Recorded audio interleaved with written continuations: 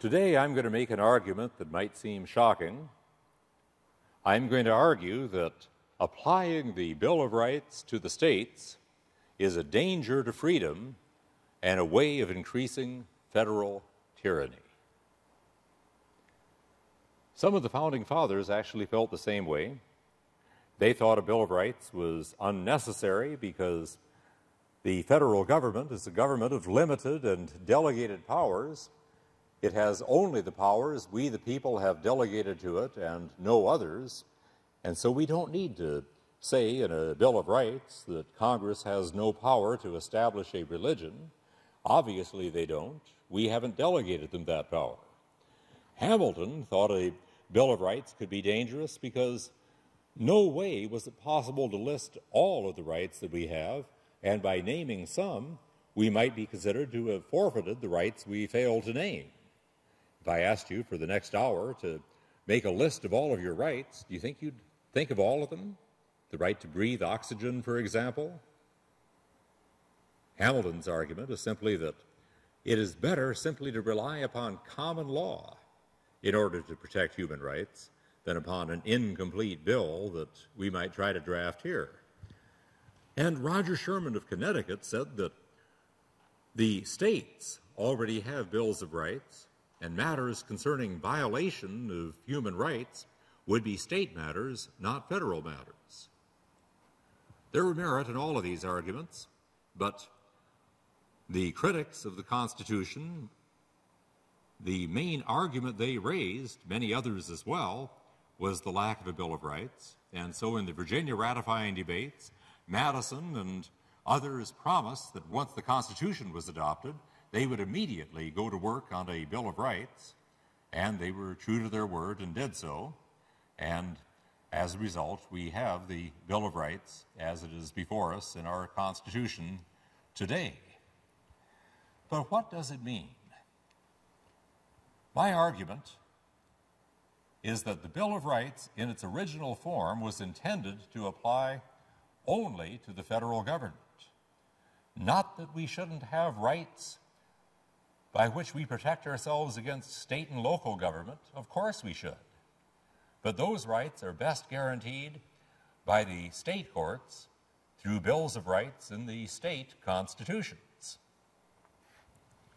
Note, for example, that as we look to the Bill of Rights, the First Amendment begins with the words, "Congress shall make no law respecting an establishment of religion or prohibiting the free exercise thereof or abridging the freedom of speech," etc.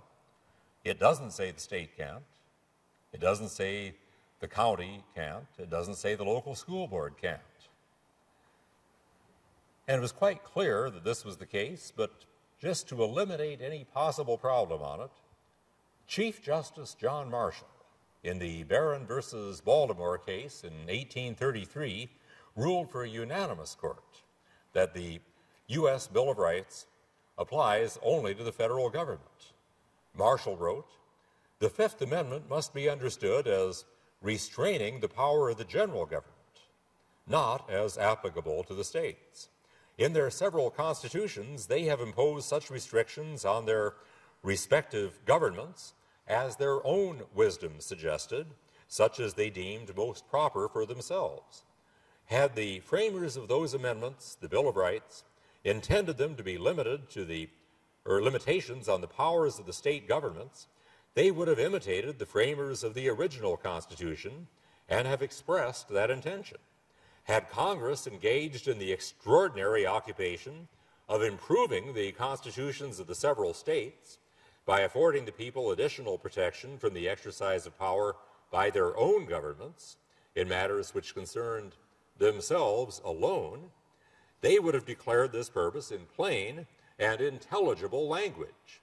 These amendments contain no expression indicating an intention to apply them to the state governments. This court cannot so apply them." And that was quite well settled law up through the war between the states of 1861 to 65, a war that was fought over states' rights, over slavery issues, over tariffs, over the right to repel invasion. One of the results of the war was that the United States was viewed not as a union of sovereign states, but as one central government with various administrative subdivisions. Look, for example, at the definition of treason.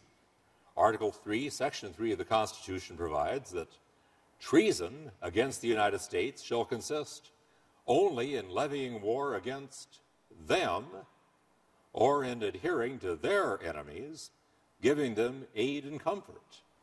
Why my emphasis on those pronouns? Simply this: they are plural pronouns. The United States is referred to in the plural. Prior to the war between the states, if we were going to go to war against England, we might say the United States are going to war against England. That sounds funny today. Now we would say the United States is going to war against England. Because in those days, we thought of ourselves as a union of states. Today, we think of ourselves as one national government. That has a nice, warm, fuzzy sound, one national government. But the concept the Founding Fathers were convinced would be dangerous to freedom. Also, we see, as a result of this, a view of the presidency as a repository of far greater powers than had been previously thought.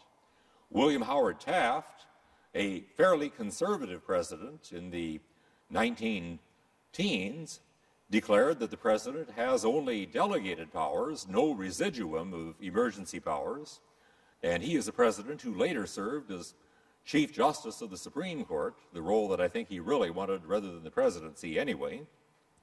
But he wrote, "The true view of the executive function is, as I conceive it, that the president can exercise no power which cannot be fairly and reasonably traced to some specific grant of power, or justly implied and included within such express grant of power, as proper and necessary to exercise. There is no undefined residuum of power which he can exercise because it seems to him to be in the public interest." Now, in partial contrast to that, President Lincoln held that most of the time the president has only the powers that are delegated to him by the Constitution, but during war or emergency, the president has a repository of additional powers that enable him to go beyond those delegated powers and do whatever he has to do to preserve the Union. He said, "My oath to preserve the Constitution to the best of my ability imposed upon me the duty of preserving by every indispensable means that government, that nation, of which the Constitution was the organic law." Theodore Roosevelt, a president that I have a great deal of respect for, but I disagree on this point, argued that the president can do whatever the Constitution does not prohibit. He said, "I acted for the public welfare. I acted for the common well-being of all our people, whenever and in whatever manner was necessary, unless prevented by direct constitutional or legislative prohibition." In other words, Roosevelt is saying, I have the power to do whatever the Constitution doesn't forbid me from doing. It's the other way around. He is forbidden to do whatever the Constitution doesn't authorize him to do. If a president or any other government official is saying, show me in the Constitution where it says I can't do that, he's got it all turned around. We need to be saying of him, show me in the Constitution where it says you can do it. And if he can't point to the constitutional provision that authorizes it, he doesn't have that power. Franklin D. Roosevelt even went a step further. He said, in the event that the Congress should fail to act and act adequately, I shall assume the responsibility and I will act. In other words, constitutional concerns are to be set aside. I'll do what I think necessary. And with all of this, with the rise of transcendentalism in New England, the rise of Unitarianism, the view of creating our own heaven here on earth, and the state being the organic instrument that will enable us to do all this, we see the messianic state as the solution to all human problems. The 14th Amendment was ratified in 1868, and there are issues concerning whether it was properly ratified. I won't address those issues here. But the key provisions of the 14th Amendment are the Privileges and Immunities Clause, stating that no state shall make or enforce any law which shall abridge the privileges or immunities of citizens of the United States. The Due Process Clause, which states, nor shall any state deprive any person of life, liberty, or property without due process of law, and the Equal Protection Clause, which states that a state shall not deny to any person within its jurisdiction the equal protection of the laws. I am concerned here primarily with the Due Process Clause, nor shall any state deprive any person of life, liberty, or property without due process of law, and with it Section 5, which simply provides the Congress shall have the power to enforce by appropriate legislation the provisions of this article. Now, what does this mean to say that no state may deprive any person of life, liberty, or property without due process? Well, the earlier interpretation, the interpretation that seemed to be quite well accepted for at least half a century after the adoption of the 14th Amendment, was that a state may not deprive anybody of life by executing them, or of liberty by jailing them or enslaving them, or of property by fining or confiscating property from them, without due process of law, that is, without a fair trial. But in the mid-1900s, a doctrine develops that we call the Incorporation Doctrine, and the Incorporation Doctrine can be defined as the belief that some or all of the rights guaranteed in the Bill of Rights or elsewhere are incorporated into the Due Process Clause of the 14th Amendment and thereby made applicable to the states and enforceable by the federal Congress and the courts. Now, there were some reasons for the Incorporation Doctrine. It was adopted in part out of a sincere desire to advance human rights. It was adopted in part because of the failure of some of the states or the refusal of some of the states to protect human rights as they should. We need to remember that liberty cannot flourish apart from moral responsibility. When the matters concerning human rights were left to the states, in some instances the states were not as responsible as they should have been in protecting civil liberties and human rights, and therefore the federal courts usurped that role, a role that should have belonged to the states. And then a third reason for the adoption of the Incorporation Doctrine is a desire to centralize and expand federal power and undermine the authority of the states. Was the Incorporation Doctrine consistent with the intent of the framers? With the intent of the framers of the Constitution and the Bill of Rights originally? Definitely not. But what we're really concerned about here is the intent of the framers of the 14th Amendment in 1868, because they do have the power to amend the Constitution, and when they do, it is their intent then that is ultimately controlling. Was the Incorporation Doctrine the intent of the framers of the 14th Amendment in 1868? That's a closer issue, but I will answer probably not. A case that is very instructive on this issue is Adamson versus California in 1947. In this case, the court held that while the Fifth Amendment may prohibit a federal prosecutor from commenting on a defendant's refusal to testify, it did not prohibit state prosecutors from doing so, because the Fifth Amendment, the guarantee of no self-incrimination, applies only to the federal government. It does not apply to the states. the court ruled that the comment of the prosecutor in this case did not violate the Fifth Amendment. It might have if it had happened at the federal level, but at the state level, the court said it did not. And Justice Frankfurter, in a concurring opinion, wrote, "Between the incorporation of the 14th Amendment into the Constitution and the beginning of the present membership of the court, a period of 70 years, the scope of that amendment was passed upon by 43 judges. Of all these judges, only one, who may respectfully be called an eccentric exception, ever indicated the belief that the 14th Amendment was a shorthand summary of the first 8 amendments, theretofore limiting only the federal government, and that due process incorporated those 8 amendments as restrictions upon the powers of the states.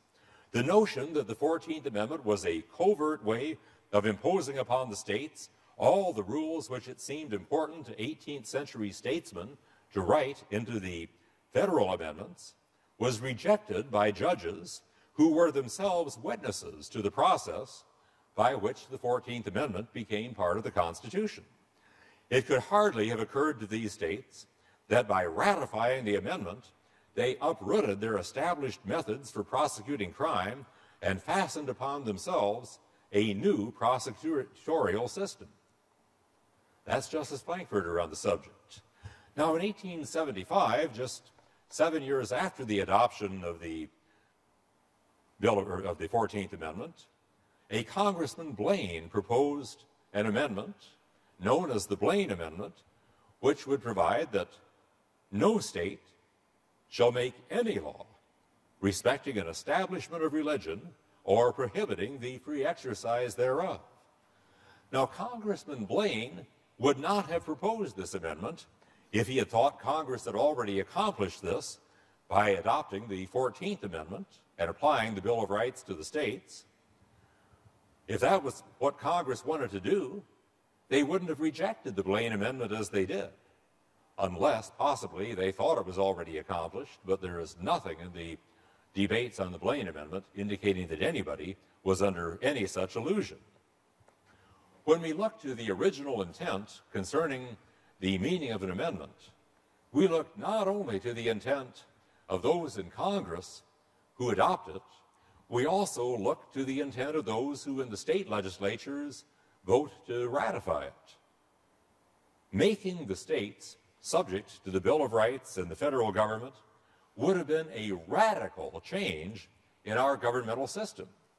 Such a change should have been stated clearly, not just reading far-fetched interpretations into the 14th Amendment. If the 14th Amendment had clearly stated that it incorporated the Bill of Rights and applied them to the states, in all probability, Congress would never have passed that amendment, and certainly the states would never have ratified it. If we're going to do something that dramatic, it should have been done much more clearly than the language of the 14th Amendment or any of its debates would indicate. When we speak about incorporation, we speak not only of total incorporation, but also of partial or selective incorporation. Total incorporation means that all of the Bill of Rights are incorporated and applied to the states, and apply to the states just as they do to the federal government. Selective incorporation means that some of the Bill of Rights are incorporated and applied to state and local government, and others are not. Those that are applied are the ones which are implicit in the concept of ordered liberty, or essential to fundamental fairness, or sometimes the court has said, deeply rooted in our history and tradition. Selective incorporation is the majority view today, and it sounds more moderate than total incorporation, but it is actually more dangerous, because federal judges then determine which rights are incorporated and which rights are not. As Justice Frankfurter, in his concurring opinion there in Adamson, said, there is suggested merely a selective incorporation of the first 8 amendments into the 14th Amendment. Some are in and some are out, but we are left in the dark as to which are in and which are out, nor are we given the calculus for determining which go in and which stay out. If the basis of selection is merely that those provisions of the first 8 amendments are incorporated which commend themselves to individual justices as indispensable to the dignity and happiness of a free man, we are thrown back to a merely subjective test. Well, the various rights that we find in the Bill of Rights have mostly been incorporated, and in your lecture outline you can see the dates of the various cases in which various rights in the Bill of Rights have been incorporated. But some of the results of this incorporation doctrine have been that, for one thing, civil rights and civil liberties may well have advanced further and faster than they would have without the incorporation doctrine. I will concede that that is a possibility. But let's look at things in the long run. In the long run, are civil liberties and civil rights really more secure in the hands of unelected federal judges than they are in the judges that represent the states and are chosen by the people? In the long run, I see little reason to believe that the judiciary as a whole is going to be more sensitive to human rights than other governmental bodies.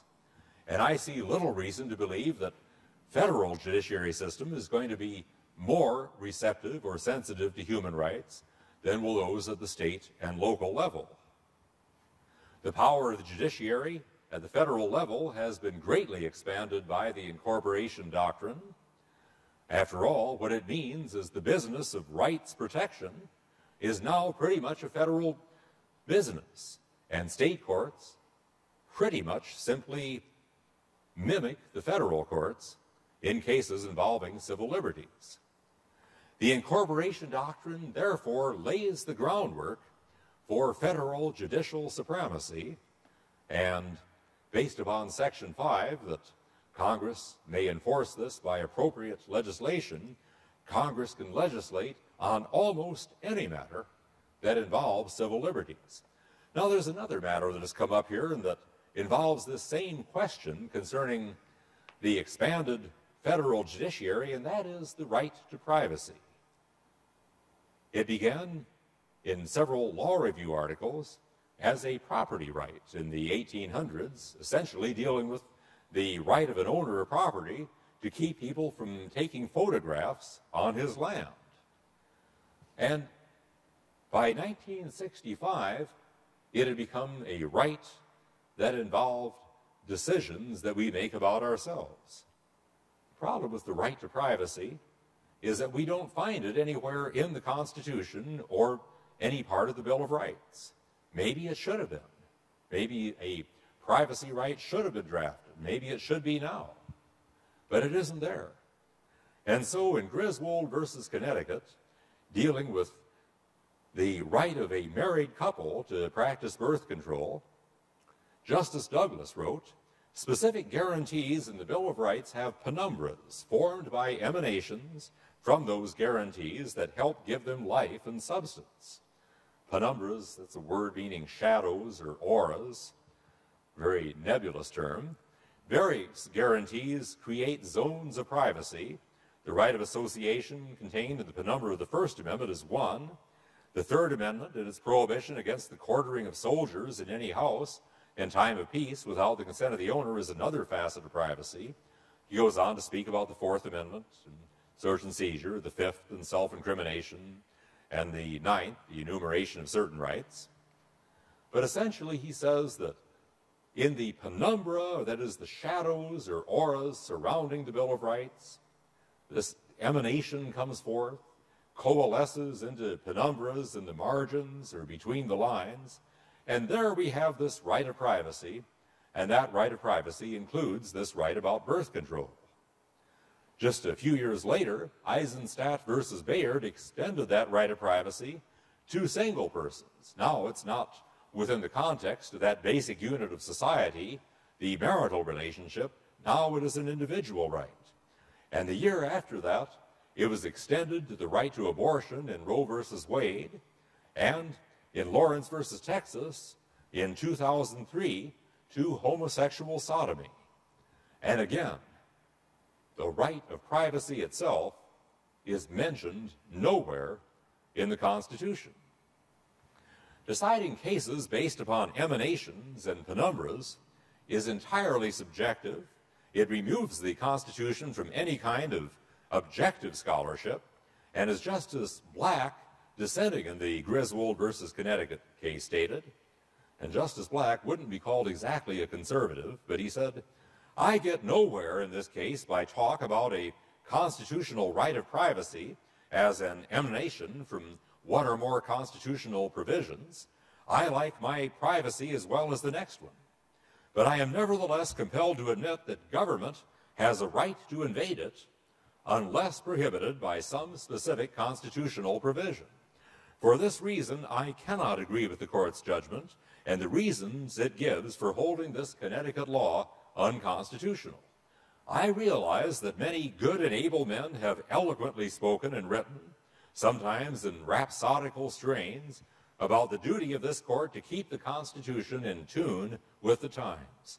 The idea is that the Constitution must be changed from time to time, and that this court is charged with a duty to make those changes. For myself, I must, with all deference, reject that philosophy. The Constitution makers knew the need for change and provided for it. Amendments suggested by the people's elected representatives can be submitted to the people or their selected agents for ratification. That method of change was good for our fathers, and being somewhat old-fashioned, I must add it is good enough for me. And so I cannot rely on the Due Process Clause or the Ninth Amendment or any mysterious and uncertain natural law concept as a reason for striking down this state law. Let me close this section by talking about several positive developments in this area. 4 positive developments that I'm going to close with. First is the case of Birney versus Flores in 1997. In Employment Division versus Smith in 1990, the Supreme Court eroded constitutional protection of free exercise of religion, reducing it to a lower tier right. Congress passed the Religious Freedom Restoration Act, or RFRA, to restore the compelling interest test to free exercise cases. But in Birney, the court invalidated RFRA as it was applied to the states, and the court said that the defense of the Religious Freedom Restoration Act given by the federal government, that it was within Clause 5 of the 14th Amendment, Congress having the power to enforce the rights guaranteed by the Bill of Rights and incorporated into the 14th Amendment, that this was not a valid justification for it. Because, the court said, Congress's power to legislate pursuant to the 14th Amendment is remedial, not plenary. And this is the first time I know of that the court has limited the authority of Congress to regulate pursuant to the 14th Amendment. I don't like the fact that Birney versus Flores has the effect of continuing that downgrading of that most important right of free exercise, but I do like the fact that they recognize incorporation has limits. Then we have the Alabama Religious Liberty Amendment, Amendment 622, adopted to the Alabama Constitution, which declares that the framers of the U.S. Constitution recognized free exercise of religion as a fundamental right, establishes the compelling interest test as being the law of the state of Alabama and necessary for the preservation of that right, and goes on to say then that no governmental agency in Alabama may infringe upon the free exercise of religion unless it has a compelling interest for doing so that cannot be fulfilled by any less restrictive means. The effect of this is that religious liberty is now protected better and more fully under the Alabama Constitution than it is under the federal Constitution. And the other effect of this, then, is that if a lawyer in Alabama is bringing a free exercise case, he's more likely to bring it under the state constitution and the state courts than under the federal Constitution in the federal courts, which means the state courts once again are starting to decide religious liberty matters, which is where those decisions should have been at the very beginning.